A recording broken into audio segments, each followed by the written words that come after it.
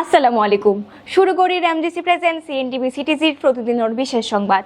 অনারার লগে আয়াসি মমি সংবাদ শুরু করিবার আগে জানাই দিয়ে এ সপ্তাহের শিরোনামগিন।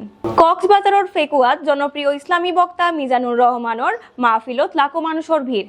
অনুষ্ঠিত এমপ্লয়ার্স ফেডারেশনের অঙ্গে শ্রম ও কর্মসংস্থান মন্ত্রণালয়ের ঊর্ধ্বতন কর্মকর্তাসকলের মত বিনিময় অনুষ্ঠিত চট্টগ্রামত BPL music fest Chattogram press ক্লাবত চট্টগ্রাম সাংবাদিক সংস্থা সসাসর আয়োজনত অনুষ্ঠিত আলোচনা সভা।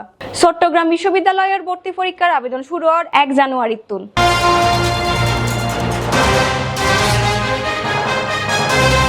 এতক্ষণ দেখুন শিরোনাম, এবার জানাই বিস্তারিত। কক্সবাজারের ফেকুয়া জনপ্রিয় ইসলামী বক্তা মিজানুর রহমান আজহারির মাহফিলত বক্তব্য নিমাল্লায় লাখো মানুষের সমাগম দেখা গিয়ে। কক্সবাজারের প্রতিনিধি আরিফুল ইসলাম শুভর প্রতিবেদনত বিস্তারিত জানার সহকর্মী সাজিদা ইমা। প্রতিবেশী দেশকে বলবো, আপনারা নিজের চরকায় তেল দেন, আপনারা শান্তিতে থাকেন, আমাদেরকেও শান্তিতে থাকতে দেন। মরহুম মাওলানা শহীদুল্লাহ স্মৃতি সংসদ ও পেকুয়ার সমাজ উন্নয়ন পরিষদের যৌথ উদ্যোগে পেকুয়ার সমাজ উন্নয়ন পরিষদের প্রধান পৃষ্ঠপোষক ও প্রতিষ্ঠাতা সভাপতি মরহুম মাওলানা শহীদ উল্লাহর দ্বিতীয় ইসালে সাওয়াব মাহফিল ও অষ্টম তাফসিরুল কুরআন মাহফিল অনুষ্ঠিত 27 ডিসেম্বর কক্সবাজার পেকুয়ার বৃহত্তম সাবেক গুলাদি তাফসির ময়দানত। উক্ত অনুষ্ঠানত প্রধান মুফাসির হিসেবে উপস্থিত আছিল ডক্টর মিজানুর রহমান আজহারি। এছাড়াও প্রধান অতিথি হিসেবে উপস্থিত আছিল আলহাজ সালাউদ্দিন আহমেদ এবং বিশেষ অতিথি হিসেবে আছিল ডক্টর শফিকুল ইসলাম মাসুদ, মোহাম্মদ আবদুল্লাহ আল ফারুক। এছাড়াও তাফসির পেশ করেন হাফেজ মুফতি আমির হামজা, আল্লামা কামরুল ইসলাম সাইদ আনসারি, মাওলানা আবদুল্লাহ আল আমিন সহ আরো বহুজনে। উক্ত অনুষ্ঠানত তাফসির প্রদানকালে ডক্টর মিজানুর রহমান আজহারি জানান, ব্যাগ কিছু পরিবর্তন সম্ভব হলেও প্রতিবেশী পরিবর্তন সম্ভব নয় এবং প্রতিবেশিত্ব অনফরে বন্ধুর মতো, কিন্তু কেউ বন্ধু নইরে যদি প্রভু হইতে চায়, এরকম দানব প্রতিবেশী কেউ কাম্য নয়। প্রতিবেশী দেশকে বলবো, আপনারা নিজের চরকায় তেল দেন, আপনারা শান্তিতে থাকেন, আমাদেরকেও শান্তিতে থাকতে দেন। সব চেঞ্জ করা যায়, প্রতিবেশী চেঞ্জ করা যায় না। আমাদের ল্যান্ড তাদের ল্যান্ড, পাশাপাশি আমরা চাই তারাও সুখে থাক, আমরাও সুখে থাকি, ঠিক কিনা? কিন্তু প্রতিবেশী হলে বন্ধুত্বপূর্ণ আচরণ করতে হয়। প্রতিবেশী যদি বন্ধু না হয়ে প্রভু হতে চায়, এরকম দানব প্রতিবেশী কেউ চায় না। সাজিদা ইমা, সিএনটিভি সিটিজি, চট্টগ্রাম। আজ রোজ শনিবার 28 ডিসেম্বর বাংলাদেশ এমপ্লয়ার্স ফেডারেশনের লগে চট্টগ্রাম সার্কিট হাউস মিলনায়তনত মত বিনিময় করে শ্রম ও কর্মসংস্থান মন্ত্রণালয়ের ঊর্ধ্বতন কর্মকর্তাসকল। এই বিষয়ে বিস্তারিত জানার সহকর্মী কাউসার ফাহিম। আজ রোজ শনিবার 28 ডিসেম্বর বাংলাদেশ এমপ্লয়ার্স ফেডারেশনের লগে চট্টগ্রাম সার্কিট হাউস মিলনায়তনত মত বিনিময় করে শ্রম ও কর্মসংস্থান মন্ত্রণালয়ের ঊর্ধ্বতন কর্মকর্তাগণ। বাংলাদেশের শ্রমিকদেরকে আমরা চতুর্থ শ্রেণীর মর্যাদা দিয়ে থাকি, সেটা ছিল ব্রিটিশ আমলে, এরপর সেটা চেঞ্জ হয়নি। শ্রমিকদের মান মর্যাদা বাড়াতে হবে। ব্যবসা প্রতিষ্ঠানে, যেহেতু আমি একজন অ্যাকাউন্টেন্ট এবং ইংল্যান্ডে আমার বিভিন্ন ব্যবসা প্রতিষ্ঠান আছে, আমার আন্ডারে প্রায় 200-250 কর্মী ইংল্যান্ডে কাজ করে। এ সময় উপস্থিত আছিল শ্রম সংস্কার কমিশনের কমিশন প্রধান সৈয়দ সুলতান উদ্দিন আহমেদ, শ্রম ও কর্মসংস্থান মন্ত্রণালয়ের সাবেক সচিব এবং পরিবেশ বন ও জলবায়ু পরিবর্তনের সদস্য ডক্টর মাহফুজুল হক, রাজশাহী বিশ্ববিদ্যালয়ের ইনস্টিটিউট অব বাংলাদেশ স্টাডিজ এর অধ্যাপক, শ্রম সংস্কার কমিশনের সদস্য ডক্টর জাকির হোসেন, টিইউসি এর চট্টগ্রাম বিভাগীয় কমিটির সভাপতি ও শ্রম কমিশনের সদস্য তপন দত্ত। এছাড়াও উপস্থিত আছিল শ্রম সংস্কারের সদস্য advocate AKM Nasim, Shakil Akter Chowdhury, Taslim Akter, Syed Nasim Manzur, ANM Saifuddin, Faruk Ahmed, Mohammad Razzakuzzaman Ratan সহ বাংলাদেশ এমপ্লয়ার্স ফেডারেশনের শিপ রিসাইক্লিং এর প্রতিনিধি Amjad Hossain Chowdhury, Mahbub Chowdhury, vice president Chattogram metropolitan chamber of commerce সহ আরো অন্যান্যরাও। এ সময় মত বিনিময় শেষে তারা জানায়, আমরা আজকে বসলাম চট্টগ্রামের ব্যবসায়ী সংগঠন সমূহের সাথে, চেম্বার সহ অন্যান্য যে ব্যবসায়ী সংগঠন আছে, মেট্রোপলিটন চেম্বার সহ, এবং খুবই ফলপ্রসূ আলোচনা হয়েছে। আমরা খুব খোলামেলা ছিলাম, সবাই সবার অবস্থান থেকে তাদের সমস্যাগুলো যেগুলো সমাধান করার মাধ্যমেই একটি গতিশীল শিল্প এবং শ্রমিক অধিকার ও কল্যাণ নিশ্চিত করা যায় সেটা নিয়ে আলোচনা করেছি। এখানে ব্যবসায়ীদের অনেকগুলো সমস্যা আছে, যার জন্য চূড়ান্তভাবে শ্রমিক ক্ষতিগ্রস্ত হয়, আবার শ্রমিকদেরও অনেকগুলো বঞ্চনা, অনেকগুলো অধিকার ক্ষুণ্ণর ব্যাপার আছে, যেটা আমাদের ব্যবসায়ীদের কাছে কমিশনের উপরে তুলে ধরা প্রয়োজন। এবং আমরা সবাই একমত হয়েছে যে বাংলাদেশের যে জাতীয় অর্থনৈতিক কাঠামো এবং ব্যবস্থা, বিদ্যমান যে ব্যবস্থা, আমলাতান্ত্রিক যে ব্যবস্থা, এই ব্যবস্থাগুলোর যদি না ভাঙ্গা যায়, ব্যবসাকে যদি গতিশীল না করা যায়, সহজ স্বচ্ছন্দময় না করা যায়, তাহলে অনেক ক্ষেত্রে এই যদি না ভাঙ্গা যায়, ব্যবসাকে যদি গতিশীল না করা যায়, সহজ স্বচ্ছন্দময় না করা যায়, তাহলে অনেক ক্ষেত্রেই তারা তুলে ধরেছে এবং আমরাও মনে করিতেছি যে আমাদের কমিশনের সুপারিশ একটি ব্যাপকভাবে প্রণীত হবে, শুধুমাত্র একটি অংশ নিয়ে না, যাতে শ্রমিক এবং তার পরিবারের অধিকার সুরক্ষা কল্যাণ নিশ্চিত করা যায় এবং সেই নিশ্চিত করার জন্য ব্যবসায়িক যদি না ভাঙ্গা যায়, ব্যবসাকে যদি গতিশীল না করা যায়, সহজ স্বাচ্ছন্দ্যময় না করা যায়, তাহলে অনেক ক্ষেত্রেই ব্যাপার আমরা সুপারিশ করব। না, এখন বেতনটা তো দিতে হবে, কারণ শ্রমিকরা তো সময় অগ্রিম দেয়। যদি না ভাঙ্গা যায়, ব্যবসাকে যদি গতিশীল না করা যায়, সহজ স্বাচ্ছন্দ্যময় না করা যায়, তাহলে অনেক ক্ষেত্রেই প্রস্তাব কিন্তু করেছি যে একটা আপৎকালীন ফান্ড তৈরি করা, যে আপৎকালীন ফান্ডের মাধ্যমে এই ধরনের যদি কোনো অবস্থার সৃষ্টি হয় যেখানে একজন ব্যবসায়ী, একজন কারখানার মালিক বেতন দিতে পারতেছে না, তাকে যেন সহযোগিতা করা যায় এবং সেটা সম্ভব, এটা অসম্ভব কিছু না। হ্যাঁ, আর দুই হচ্ছে যে নিজেদের মধ্যে যোগাযোগটা, যদি কোনো কারণে বেতন দিতে একদিন দেরি হয়, যদি সেটা আলোচনা হয়, কারখানার ভিতরে যদি একটা কাঠামো বিদ্যমান থাকে, যে কাঠামোর মাধ্যমে ব্যবসায়ী এবং শ্রমিক সংগঠন, শ্রমিক ইউনিয়ন আলোচনা করে ঠিক করে যে একটা বাস্তবসম্মত যৌক্তিক সমস্যার জন্য বেতন দিতে বিলম্ব হচ্ছে, তখন সেটা নিয়ে আলোচনা করলে কিন্তু অনেকগুলো সমস্যার সমাধান হয়। এখন আমাদের সমস্যা হচ্ছে ওই ধরনের কোনো কাঠামো উপস্থিত নেই, ওই ধরনের কোনো আপৎকালীন তহবিল নেই এবং আমাদের যোগাযোগটা ওইভাবে হয় না, যে যোগাযোগের মাধ্যমে আমাদের সবার নিজেদের সমঝোতার মাধ্যমে যে আমরা একটা সমস্যার সমাধান করবো সেটা হয় না। আবার যখন খুব সুবিধায় থাকে তখন কিন্তু তার ভাগটা শ্রমিক পায় না, যখন অসুবিধা হয় তখন বেতন বাকি পড়ে, কিন্তু যখন সুবিধা হয় তখন তার ভাগটা মালিক পায় না। এই জিনিসগুলো সমাধান করতে কমিশন তো মৌলিক সমস্যা সমাধানের সুপারিশ করার জন্য, অর্থাৎ আমরা খালি চোখে অনেক কিছু দেখি, তার পিছনে আবার অনেক সমস্যা আছে। যেমন আমরা আজকে জানলাম যে আমলাতান্ত্রিক জটিলতা, কাস্টমস আইন, পোর্ট আইনের জন্য কিভাবে ব্যবসায়ীরা ভোগান্তির শিকার হয়, আবার ওই ভোগান্তির ফলটা কিভাবে শ্রমিককে বহন করতে হয়, এইটার একটা অবসানের জন্যই কিন্তু কাজটা করা।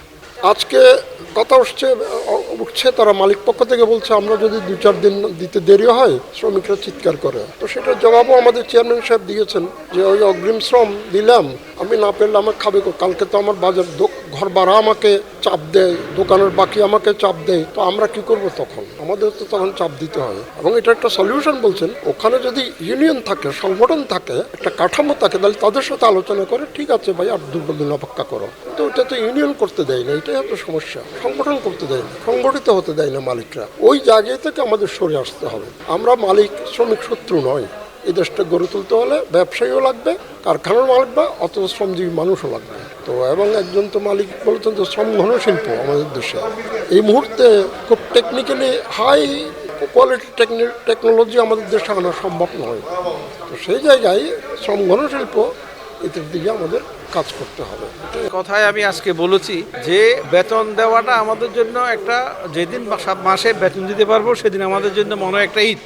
আমরা এই বেতন দেওয়াটা আমরা ওইরকম মনে করি, কিন্তু আমরা না পারার পিছিয়ে যেগুলো কারণ সেগুলো হচ্ছে আমাকে টিকিয়ে রাখার জন্য যে সমস্ত কালো আইন আছে এগুলোকে ছাড় দিতে হবে, এগুলোকে সংস্কার করতে হবে। যেমন আমার ফ্যাক্টরিতে যদি মালটা আপনার 15 দিন দেরিতে কাস্টম থেকে আসে, তাহলে 15 দিনের বেতন আমার গুণাগারি গেল।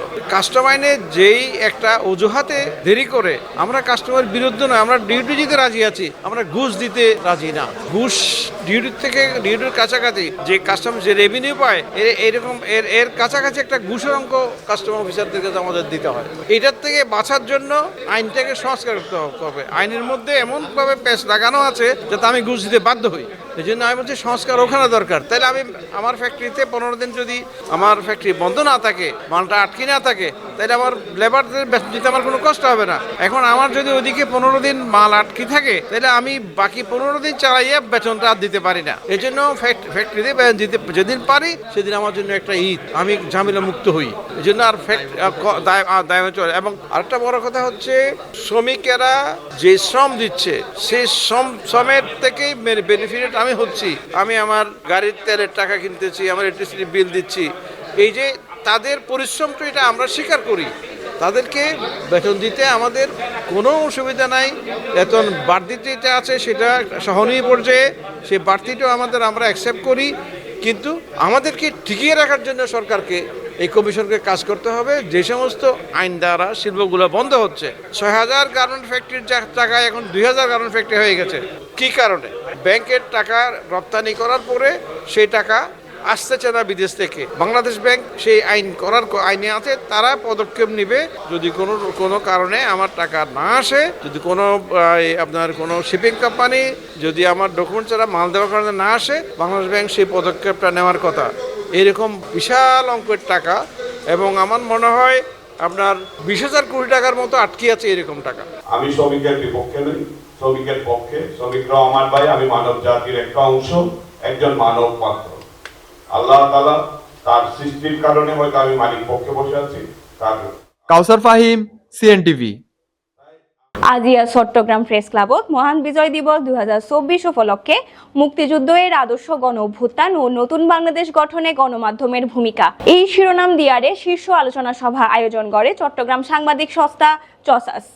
অনুষ্ঠানত উপস্থিত আছেন সাংবাদিক মোহাম্মদ শাহ নওয়াজ, আলহাজ ইয়াসিন চৌধুরী, আলমগীর নূর, মোহাম্মদ নেসার উদ্দিন, মিসেস ফারজানা পারভিন, আবু জাফর, মাওলানা আব্দুল হান্নান জিলানি, আহমদ শাহিন, ওসমান এহতেসাম, রিদওয়ান হৃদয় সহ আরো বোধ বিশেষ অতিথিবৃন্দ।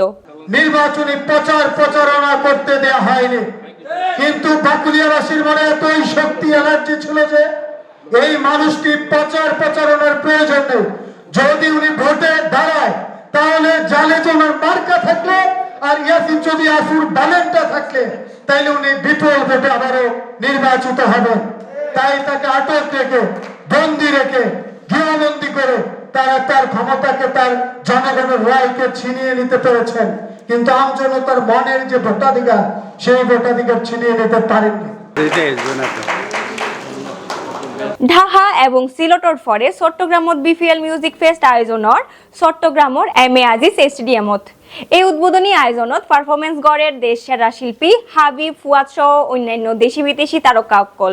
এই বিষয়ে বিস্তারিত জানিলাম সহকর্মী কাউসার ফাহিমের রিপোর্টত। ডাহার আয়োজনত এশিয়ার খ্যাতিনামা শিল্পী রাহাত ফাতে আলী খান এবং সিলেটত নগর বাউল জেমস তাহিলো চট্টগ্রামত কিছুটা ভিন্ন। চট্টগ্রামত মিজি এই আয়োজনত মিজি উপস্থিত তাহিব হাবিব ওয়াহেদ, রাফাস, ফুয়াদ সহ অন্যান্য দেশি বিদেশি তারকাসকল।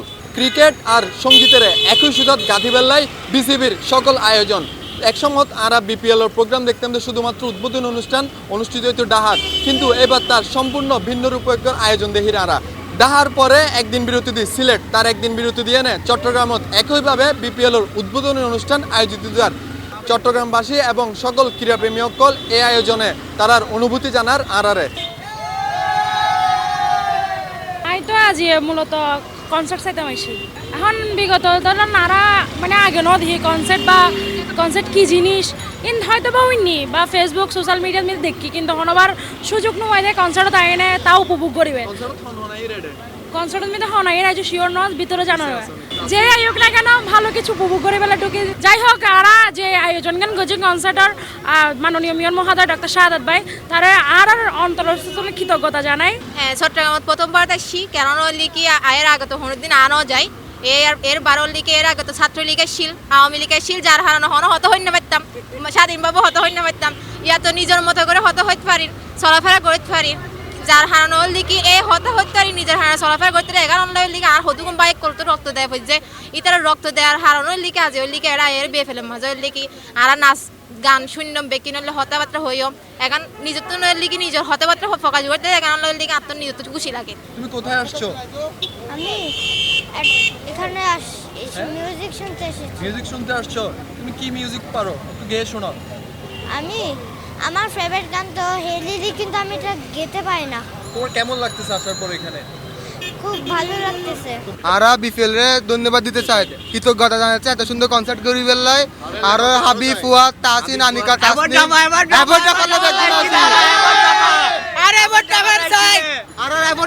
মাঠত চাই শুক্রিয়া করতুম ব্যাকগ্রাউন্ডে এই আশা করি না কনসার্ট আরো চাই স্টেডিয়ামও তারা। ধন্যবাদ। আর দেখছি কনসার্টও দেখছিলাম। এখন আগের কনসার্ট তো মানে গেট টুট ভাঙি ফোলাবানি গলি যাইতো, এবার টোকার অভাব নাই। তো এখন তো আর্মি আছে, বিজিবি আছে, ওনার তারপর পুলিশ আছে, এখন প্রশাসন আছে, ব্যাকুনে আছে। এখন তো ওনার গেট টেট ভাঙার সুযোগ নাই, বুঝছেন না? তো এখন আর ব্যাকুনে টিকিট কাটি, আর এর আগের বারে সে টিকিট কাটি আর গেট টেট ভাঙি না ঢুকিয়ে আনে। না, অবশ্যই ভালো দিক। ঢাকা কেন্দ্রিক কিছু নতাই আর চট্টগ্রাম তো বা অন্য শহর তো কি অবশ্যই ভালো দিক পরিবর্তন হই। প্রশাসন কঠোরভাবে আছে, জনমানত স্বস্তি, বেগুন নিরাপত্তা হইব, কিন্তু অবশ্যই আর এখন ভালো দিক বা আরা ফেসিলিটি আরও বেশি পাই। আর পুলিশ ড্রাইভার পাশাপাশি আরা বিডিআরও দেখির স্টেডিয়াম আউটডোর স্টেডিয়ামে যাই তারাও নিরাপত্তাদের, আর্মি অকলও আছে বেগুনি নিরাপত্তাদের, অবশ্যই বেগুনলাই সেফ। চট্টগ্রাম বিশ্ববিদ্যালয়ত 2024-25 শিক্ষাবর্ষর প্রথম বর্ষ স্নাতক শ্রেণীর মধ্যে ভর্তি আবেদন অনলাইনে শুরু হওয়ার আগামী বুধবার তুন, যা চলিব 15 জানুয়ারি রাত 11:59 পর্যন্ত। গত হাইল বিশ্ববিদ্যালয়ের ভর্তি বিজ্ঞপ্তি প্রকাশ করা হয়। আগামী 1 মার্চ এই ইউনিটর পরীক্ষা দিয়ে শুরু হইব ভর্তি পরীক্ষা। আজিয়ার সংবাদ এই পর্যন্তই। আরা আবারও আজ এরকম তথ্যবহুল সংবাদ লয়ারে। সেই পর্যন্ত ভালো থাকিবান, সুস্থ থাকিবান, চোখ রাখিবান CNTVর পর্দাত। ধন্যবাদ।